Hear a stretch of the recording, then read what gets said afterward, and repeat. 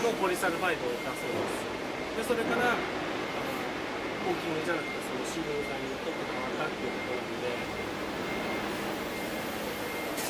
もうコーキングなんて今使ってないってことはシーリング剤です。なくはないんですけど、ほとんどシーリングですね。でも一般の方はコーキング屋さんこういうのコーキング屋ですって言いますけど、心の中ではシーリング屋だよとか思って